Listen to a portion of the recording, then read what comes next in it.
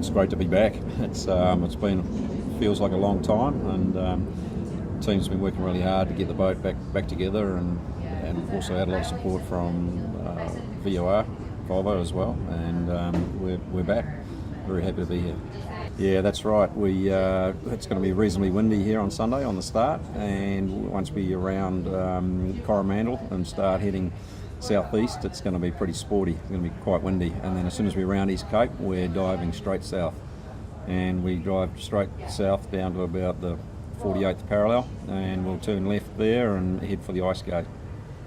Yeah, so I think all of that, the ice gates was an idea born after the 2001-02 race, which I was part of, and we were quite a bit further south and ended up with dodging a lot of icebergs. In fact, I passed one I could have touched while steering. It was that close, and at the worst possible time in the middle of the night. And so they decided to put in the ice waypoints from satellite images. They can see where all the floating ice is, and they just put in an imaginary line for us, and we call it the fence or the ice gate, and we stay north of that line, and hopefully we don't see any ice. That's the plan, and it keeps us out of harm's way.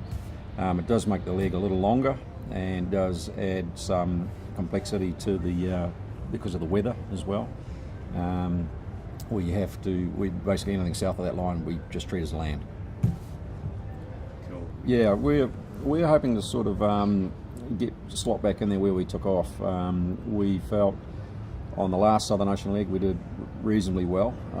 We made some big gains on that, and we were reasonably confident of our helmsmen and trimmers being able to operate 24 hours a day, whereas some of the other boats seem to struggle with a 24-hour-a-day routine.